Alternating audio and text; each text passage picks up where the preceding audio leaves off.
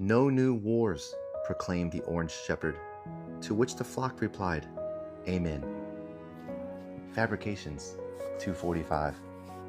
Now lately I've seen some of you patriots struggling in your MAGA faith. A lot of you have been asking the same question. He promised no new wars, so why are we attacking Iran? My child, that confusion only happens when you fail to open your MAGA Bible and read through the book of technicalities, chapters 4 and 5.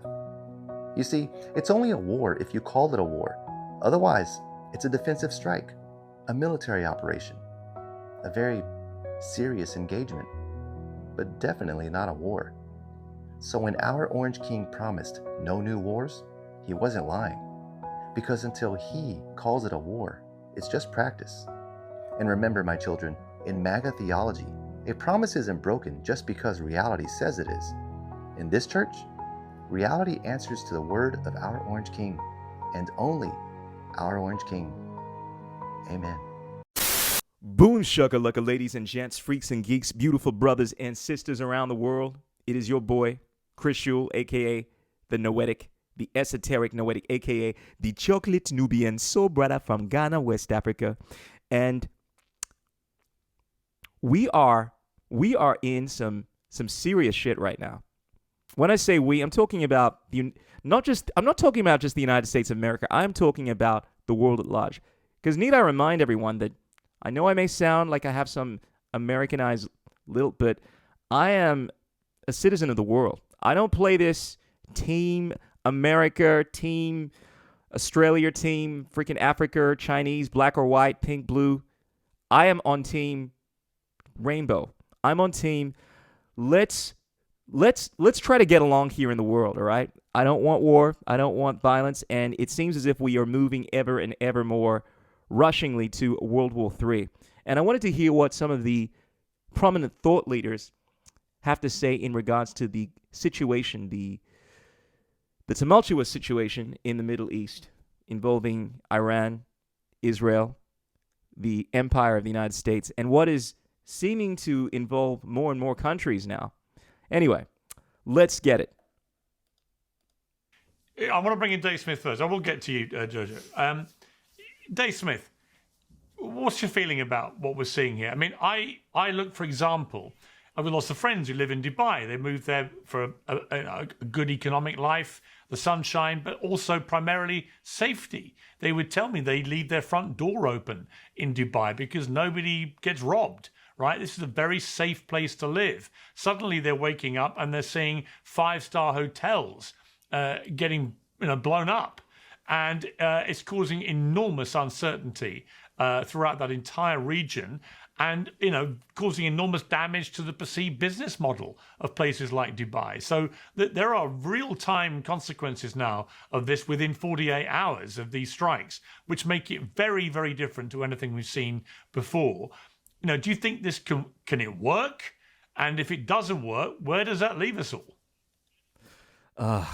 What comes to mind for me is that we are doing, when I say we, many of the world superpowers are doing everything in their power for safety, right? National security, because this is the argument. And it's not like a Boolean. It is this spectrum idea as to wanting to feel secure, but it's an amorphous idea. It doesn't really exist. You cannot have absolute safety. And because we are watching this rise of technological advancement, we have seen the invention of nuclear weaponry, we have AI, and it's becoming more and more dangerous, potentially, right, to be living in this world where you have neighbors that are ever more able to conjure up these weapons of total annihilation.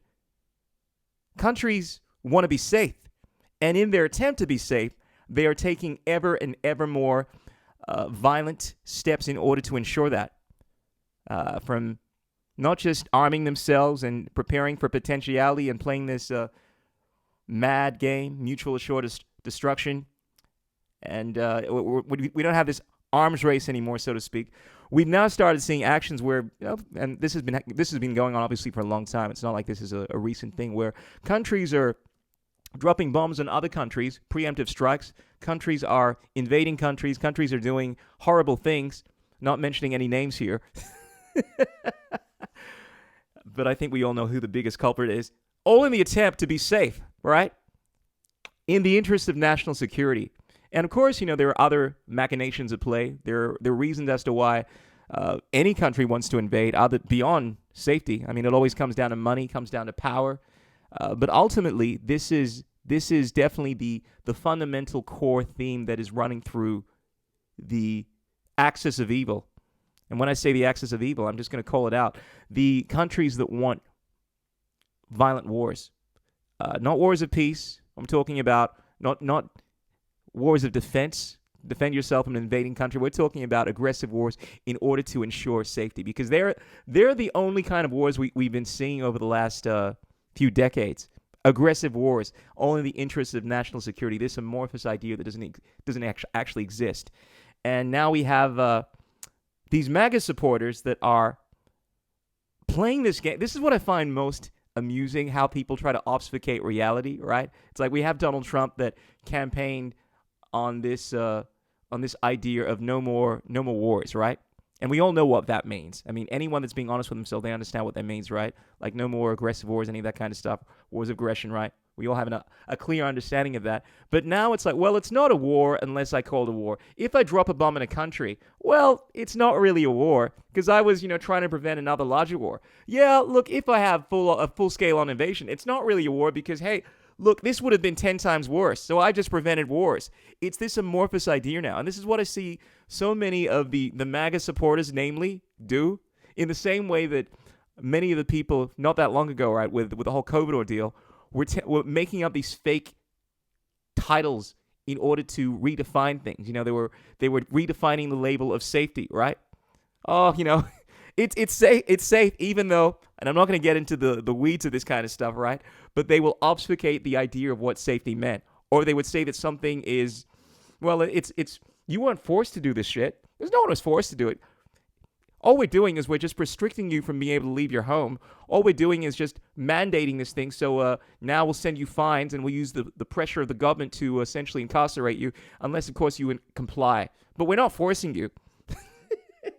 And this is typically what happens when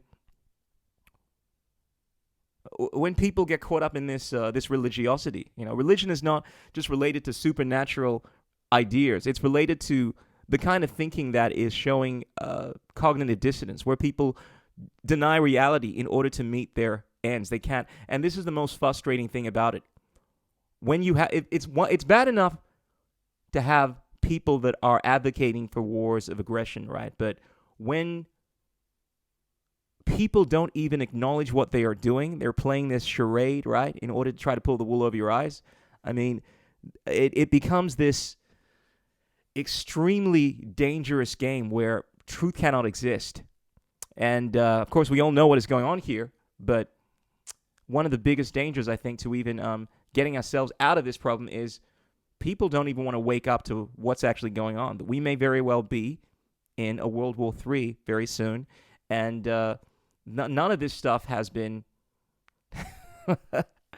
well, has gone through any of the procedural steps in order to get where we need to be in order to have a war. Not that any war should be just if it requires you to be dropping bombs on innocent people, but that first and foremost, that this is not a just war, ladies and gentlemen, not from any conventional standpoint, unless, of course, you have this amorphous worldview that the ends justify the means. This is what current politics is predicated on, at least within the governmental system of the United States of America. But anyway, let's hear what Dave Smith, fellow libertarian-ish brother, has to say in regards to this. Well, if it doesn't work, Donald Trump has destroyed his presidency, which I think is the most likely scenario at this point. And I don't say that with any, glee. I mean, I think that's really bad for the country.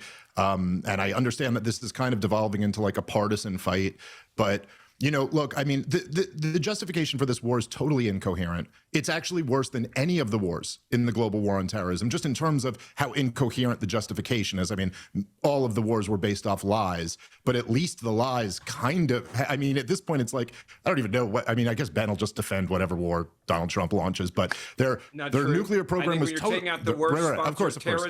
You already, that's a good idea. I know. We've all heard the talking points. Okay. Are you saying Iran is not the worst sponsor of terrorism? Like, seriously? Yeah, I'd have to say that, I mean, granted, I disagree with their motivations for going to war, but it's the same kind of shit, like the terrorism, threat of nuclear war, all that kind of stuff, and it's stuff that you can't really prove. It's just amorphous. It's like, well, I'm going to call this country a terrorist. I'm going to say that they are on the verge of developing a nuclear weapon, even though there's no actual evidence that they can really produce, and they'll just, of course, the MAGA supporters or Trump supporters will just say, oh, well, you know, they have the evidence, they just can't show it to us because it's in the interest of national security.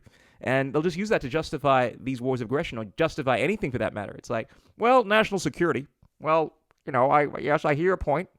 Yes, I understand that you may not want to be forcibly raped and have these inoculations put in your body, but national security. Yes, I understand that you don't like the idea. No one likes war. No one likes invading, but national security. And this is ultimately what it always comes down to. So, I mean, I understand what Dave Smith is saying here. You know, I mean, there's the most incoherent reason. And I guess there has been some flip-flopping around in regards to the motivation for it. From what I understand, there is, in part, the argument that, you know, we need to get rid of this regime, the supreme leader, take him out, but also take out this entire regime, the Iranian regime and so forth. But I guess that's not very coherent because, well, I mean, what do you think is going to happen right when you take out that regime? I mean, are you planning to completely take over the entire country? We got 90 million people in this country here. That's not going to work. At some point, this country is going to take over again. And I guess that makes sense. But I think the overarching argument here that many of the MAGA pro-war people have been making is that it's in the interest of national security. Iran is a threat to all its neighbors, even though I think anyone that's really being honest realizes that it's Israel. You can't attack someone because you think they might attack you and say that you're the peaceful person. The world of logic and reality doesn't work like that. And if we play this game where you can obfuscate reality, yeah, you're right. You win. But if we're playing this game where words actually have meanings and we're basing our arguments in basic understandings of right and wrong, of like actual international law. I don't even like using the phrase international law because it implies that there isn't some kind of objective standard to this, you know, based on like what we commonly understand to be rules of engagement, right? And there are. Like, you don't fucking initiate violence. You don't drop bombs. It doesn't change just because you're dealing with warfare. It doesn't change just because you're dealing in a particular country that it's okay to rape people. There's certain things you just don't fucking do. And what's happened is we moved into this world where might is right. This whole idea of even though we knew that this didn't really apply, most of the nations would try to adhere to this sense of rule of law. But now it's just a case of, well, we know there's just no argument to be made that this is actually going on. Basically, we have countries that just do whatever they want because they have the power, and there's no real backlash. The United States doesn't really have to listen to the United Nations because it's still the biggest funder of the United Nations, and because what are they going to do? Remove their bases and not have the defense of the U.S. now? I mean, it just doesn't. It all comes down to survival, and it's basically just war of the fittest. And people that adopt that mentality, I completely understand where you're coming from. But the thing is, you can't call yourself, at least within the confines of what we refer to as actual good and bad, like on a conventional sense, you can't call yourself a good person, right? Unless you are Thanos, unless you are all the villains in history that just play this game where they can do anything they want because they're trying to achieve some greater good. And this is the current situation, at least the way in which I see it. Question, like, you act like you don't know that. You do realize that Iran fundamentally funds, trains Hezbollah, Hamas, and other terrorist groups. Oh, Jesus Christ. Yes, I know. I mean, that's not like breaking news. Can I just talk for a second since you already spoke? Sure, but like, honestly, don't act like you're a smart guy. Like, you should know that. You're downplaying Iran's threat to the world. Dude, shut up for a second. I've heard a million times so idiots you're saying like it's not you true. Who go on Fox News. You're saying it's not true. Dude, can I just fucking talk? Dude, this is so boring. I've heard a million the Fox News. Okay. I go on CNN one more too, time. by the way. Okay, so like it's not just Fox News, buddy. I don't know what it is about saying people get so frustrated when people are talking over. I guess it's because it's so relatable, right? It's like the guy's barely even had a chance to get his opening argument out of the way, and all you want to do is just, I mean, can we have some level of decorum here? Yeah, it sucks when people are putting across a viewpoint that you don't agree with, but we're on this panel here, and we kind of have to allow people to speak. Okay, so I've heard the talking point a million times that Iran is the #1 sponsor of terrorism. It is something that the war hawks love to say. I have actually never once heard a coherent definition of terrorism and then a demonstration that they're the worst of it. It makes me scared.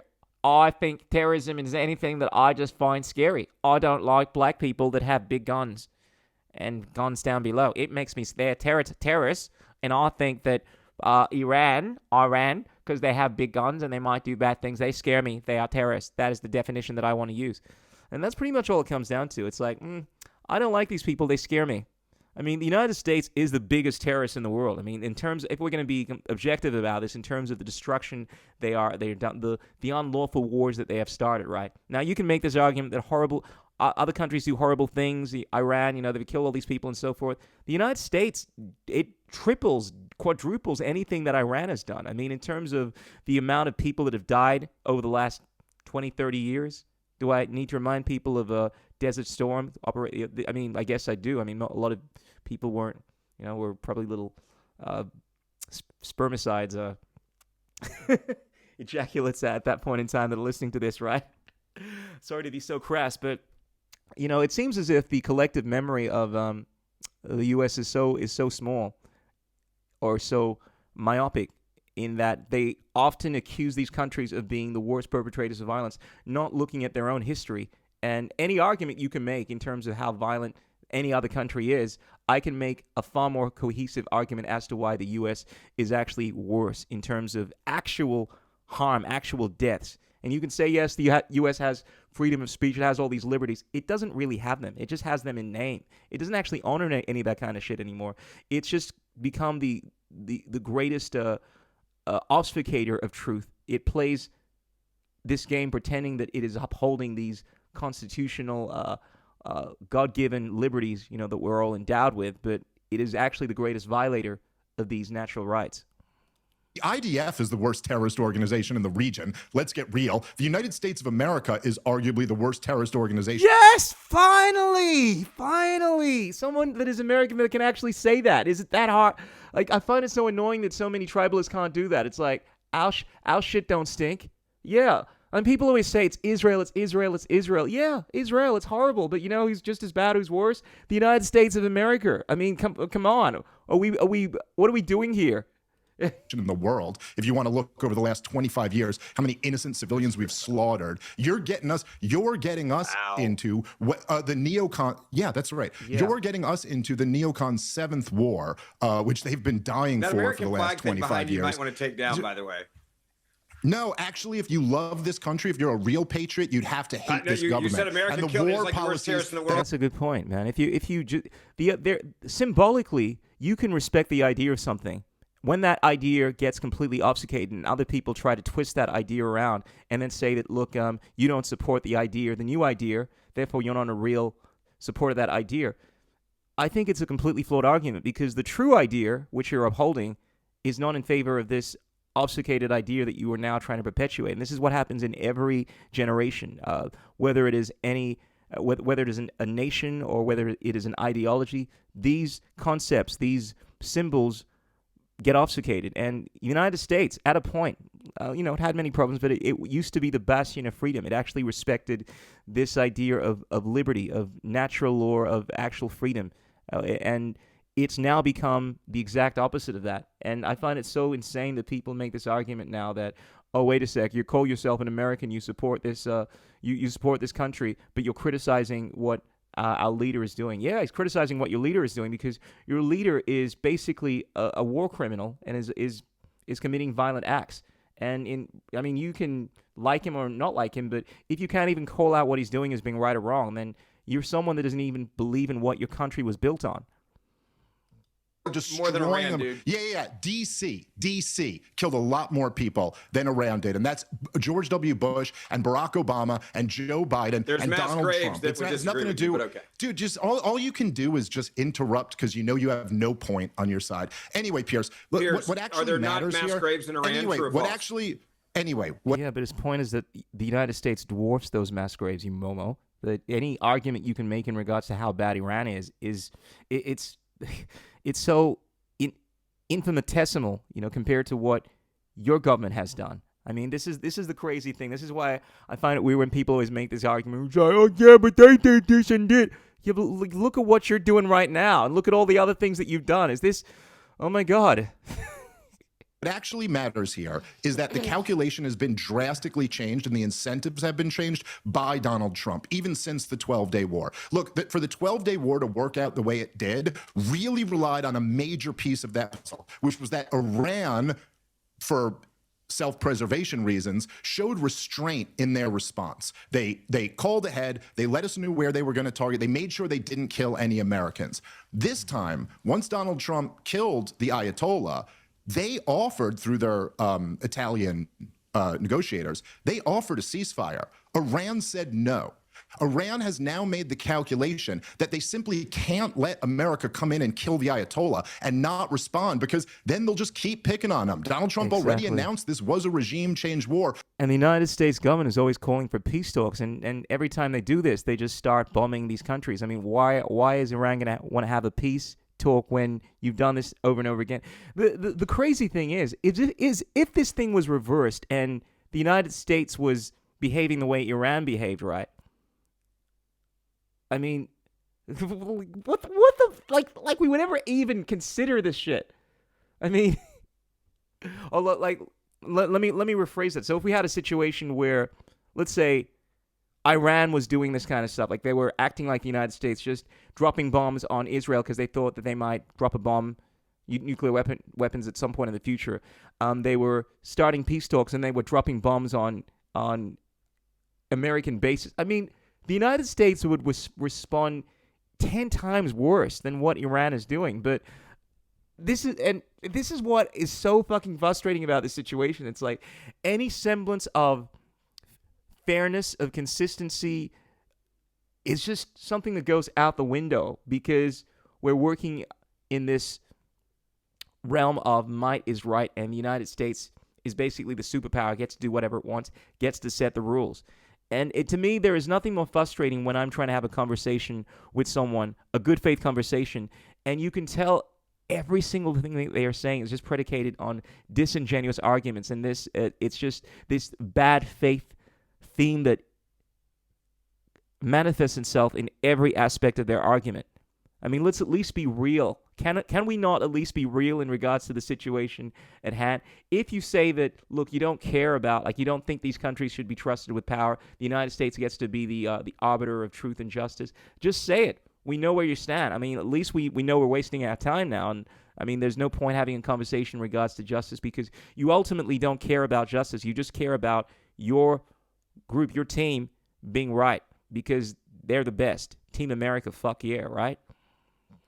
With no plan, absolutely no plan. As he has admitted, as Rubio has admitted, they have no plan for what comes next. And this is the scenario, I gotta say, man, I hate to be vindicated like this, Piers, but this is the scenario that all of us were warning about since well before the 12-day war. That now you've gotten yourself into a situation, Americans are dead. I think Mr. Miller misspoke when he said 4 people are dead. 4 Americans are dead over there. Probably more to come. Donald Trump says more to come. We've had a couple Americans killed in Austin in a blowback terrorist attack that's happened already since then. And like, dude, the lack of wisdom here from the Trump administration, like, you have no idea what you just kicked off. There is absolutely no reason to think that this thing is not going to be a catastrophe, just like the last 6 theaters in the global war on terrorism. And by the way, you know, for just final one very quick last point. I'm sorry, Piers, but then really interrupting me there a bunch.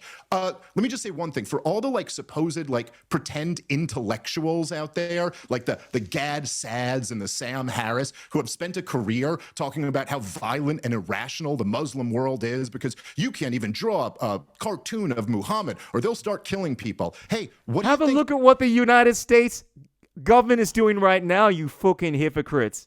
Happens when you murder an Ayatollah? Did anyone know that that's not just a political figure to the Shiites, who we've had no beef with really your so foreign far? Policy We've never is had don't a kill Shiite bad guys because they fight back. That's like the No, our policy is don't initiate violence. And look, it's one thing if your shit didn't stink, right?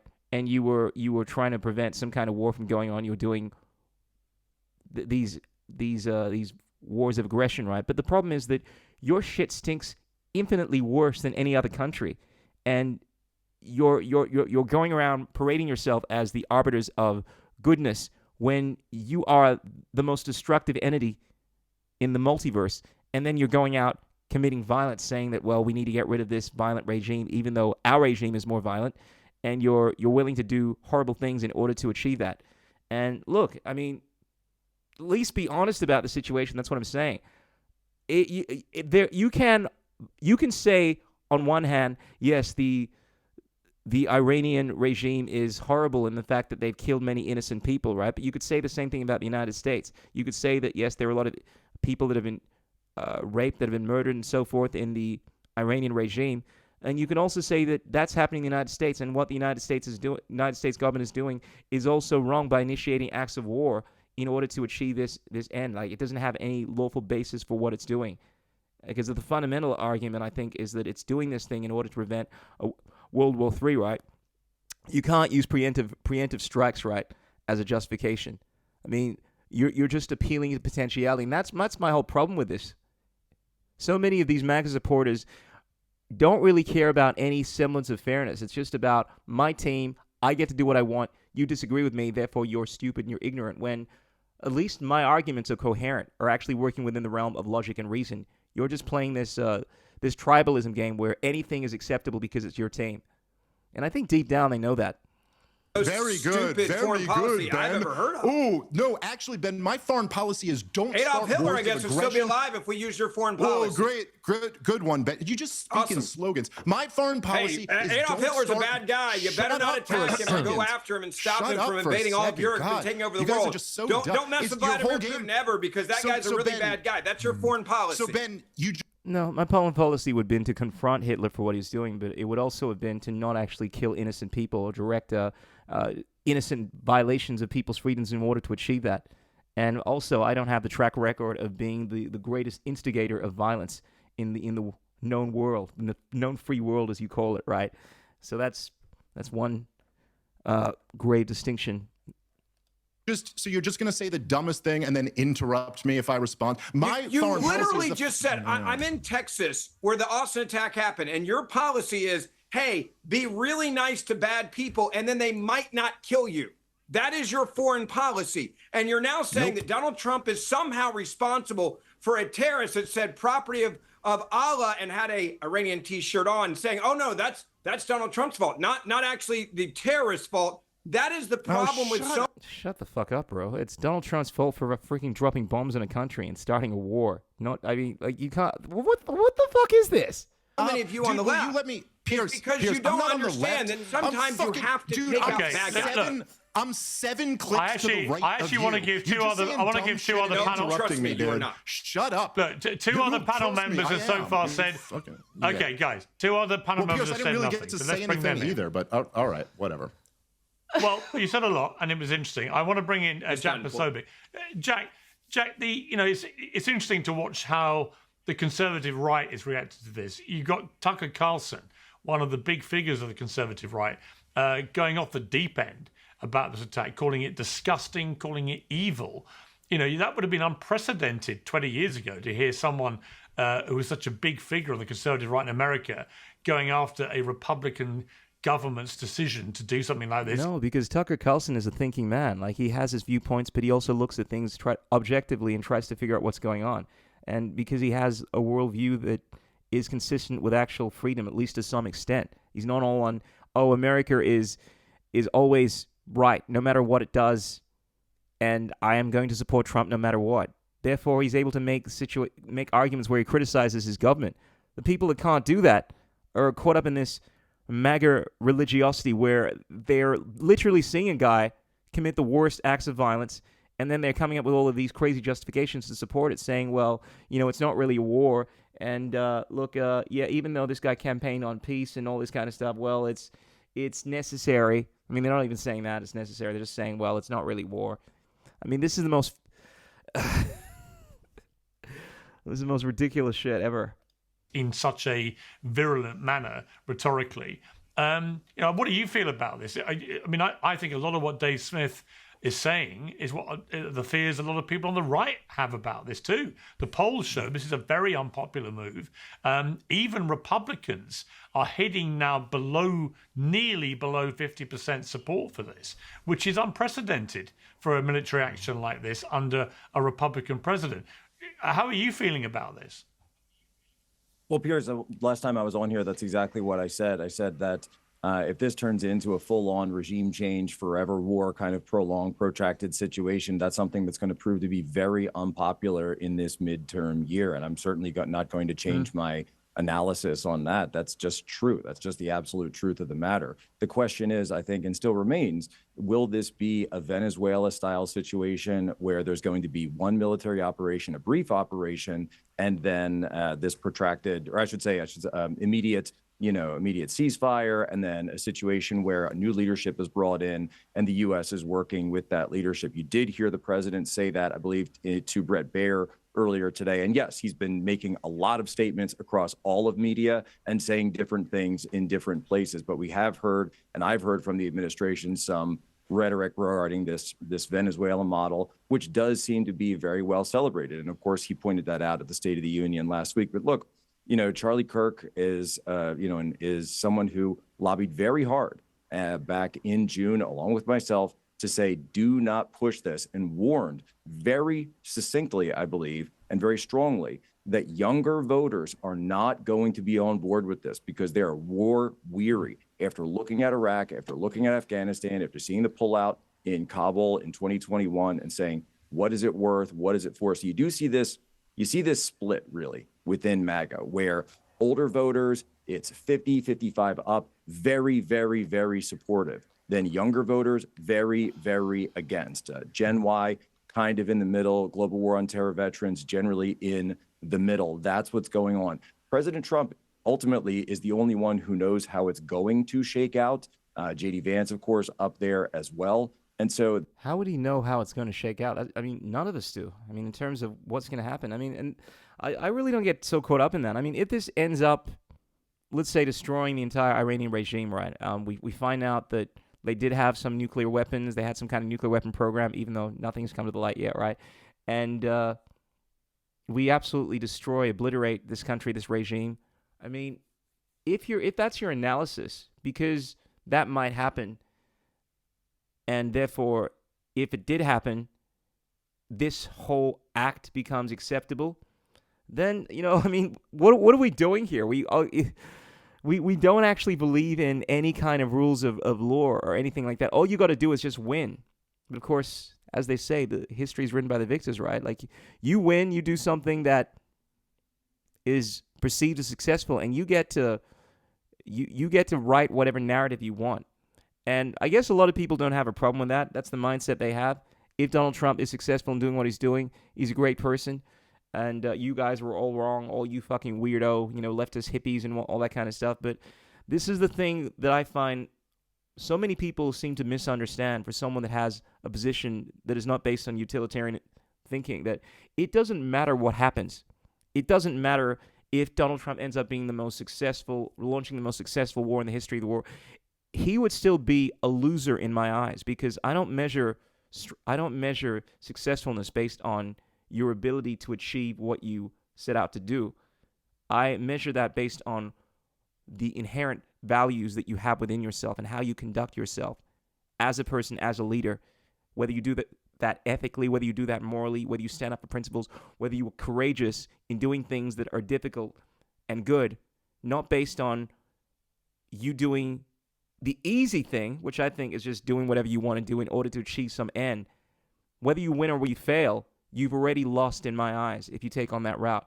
And this is the mindset of so many of the American political figures that we've seen over the last while. They don't really respect this idea of inherent virtue. They just look at things in terms of, well, what will the optics be? If I succeed in doing this, how will my constituents look at me? And I think there lies the problem. That's going to be the situation. Look, those guys know what the situation is on the ground, and those guys obviously realize that they're the ones conducting this election right now in the midterms, and certainly they know what the stakes are. Okay, Jojo, thank you for your patience, and welcome back to Uncensored. What is your view about the killing of the Ayatollah Khomeini? I mean, for 47 years, it's indisputable that the Iranian regime has been a ruthless, barbaric regime which has terrorized its own people, which has sponsored terrorism throughout the Middle East, predominantly aimed at Israel, through the tentacles of Hezbollah, through the Houthis, through Hamas, and so on. It celebrated October the 7th and all these things. Sounds a lot like what the United States is doing to its people, right? Like what it's been doing over the last few decades, right? I mean, I hear Houthi and I hear all these other names, but I'm like, isn't this what the U.S. does? I mean, none of that is really up for debate. I mean, that's what they've been. The question becomes a little bit like the debate about Saddam Hussein at the start of the century, when I was editor of the Daily Mirror here in the UK and took a very strong position against that war, because I did not believe that we had established, the US and the UK in particular, a reason to take him out. That the weapons of mass destruction seemed to be a construct that wasn't built on evidence. That turned out sadly to be true. And we had 20 years of mayhem that came out of that, led predominantly by the rise of ISIS, who filled the vacuum and caused terrorism for 2 decades. So, you know, I have a long memory when it comes to these kind of things. And that was a situation where it needed boots on the ground, which turned out to be a complete disaster.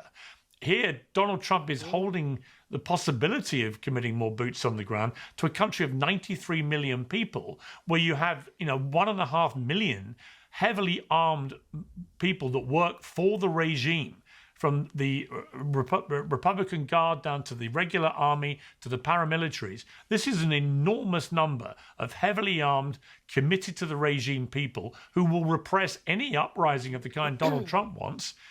I would imagine in a very quick and very draconian way, as we saw only last month. So this seems to me, when you add in the attacks on hotels in Dubai and the rest of it, it seems to me a very precarious situation. So when Jack says, well, Donald Trump knows what's happening, I'm not completely convinced that he can know what's happening. And it's the unpredictability of this which is concerning to me.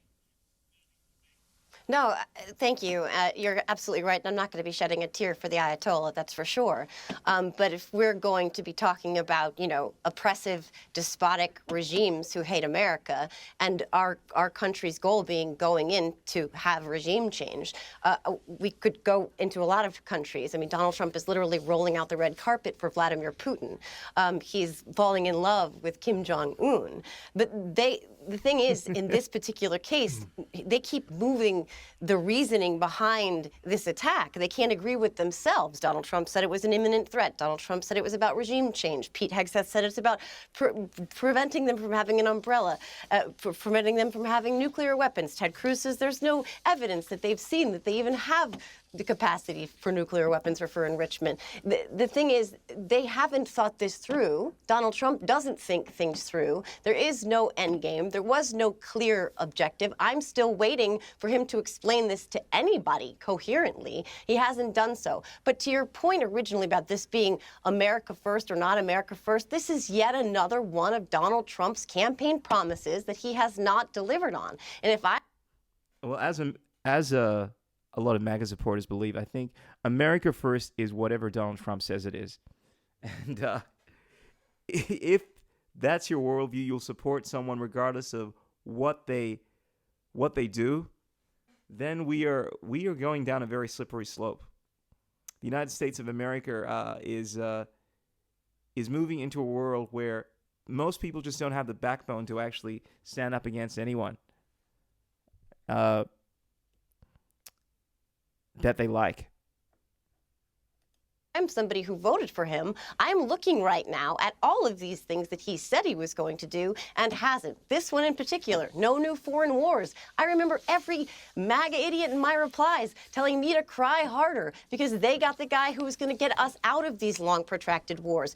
He said he was going to release the names in the Epstein files. Now we know he had to be compelled by Congress to do so. Then he slow walked those and has only released half and redacted 96% of his own name mentions. He also said he was going to bring down the cost of groceries. He was going to bring down our electric bills. Not only is that not happening, everything is moving in the wrong direction. Our GDP, inflation, etc. That's a little different in my mind because, look, you can't definitively. It's like saying I'm going to go out and win the 100 meters. You know, it's something that we all understand someone's going to try to do, but you can hold someone to it, but we all know that that's not something they have the power to definitively do. All they can do is try to do that. But when it comes to not starting wars, that's something you can absolutely do by simply saying, hey, look, I'm not going to do that. I'm not going to I'm not going to order these people to drop bombs on this country. They're very different things. So whereas I understand that they both have some kind of like feasibility, the frustration people have when Donald Trump was saying he'd achieve so many great things, if someone says they're going to achieve great things, I can actually respect that more so than someone that says they'll never be able to achieve it because they're going to strive to do great things. But when someone doesn't uphold something that they absolutely could have done, that doesn't require any great effort other than just courage, someone says they're not going to start new wars, but they go out and start new wars, that's what I take issue with. That's the kind of thing that we know someone is just lacking in integrity when they don't uphold, you know? And this is what we've seen time and time from so many politicians. I don't really understand why I guess people thought it would be any different with Donald Trump. I've always looked at him as being one of the most entertaining characters, you know, and because I didn't see the immorality as being so overbearing, it would still allow me to find him so entertaining that it would overshadow the negative stuff. But it's at a point, it is at the point now where the moral turpitude of Donald Trump is so insanely overshadowing even his comedic ability, even his virtuous qualities, and we all have them, even Donald Trump, that I can't say in any way, shape, or form. I mean, look, yeah, he's still funny, but it's just there is far more distaste in my mouth when I think of Donald Trump, when I say his name, that there is even any kind of appreciation for the entertainment factor, because this shit is real. We're dealing with people that are actually dying now. We're not talking about Donald Trump calling out women for being men and for saying things that annoy feminists. We're talking about someone that is literally going out and dropping bombs on people, killing little kids. I mean, people forget. I mean, within the first few days, I think it was, of the concentrated airstrikes, right? I think we lost over 130 children at a school. I mean, there are actual lives that are being affected by these actions. And people say that it's necessary. What are you just going to allow Hitler to go on invading Poland and so forth? It's not necessarily your intent. It's what you're actually doing in order to achieve your goals. If you have to do horrible things, and you know that you're going to do these horrible things in order to achieve your goal that may be admirable, as far as I'm concerned, you can't call yourself one of the good guys. You know, when you're faced with the lesser of two evils, you don't think like a politician and choose the lesser, because that's very subjective. You choose neither. And none of these politicians seem to have the wisdom to be able to do that. That's my stance. Anyway, ladies and gents, as always, let us know in the comments below how you feel about the approaching World War III scenario, the tumultuous situation with Iran, Israel, United Empire of the States. But until next time, kisses, hugs, belly rubs, peace in the Middle East. We can only pray. And remember, there are three things that cannot remain hidden for long: the sun, the moon, and the wisdomatic truth bombs of yours truly, Noetic. Peace! I don't even care where this phone leads. All I know is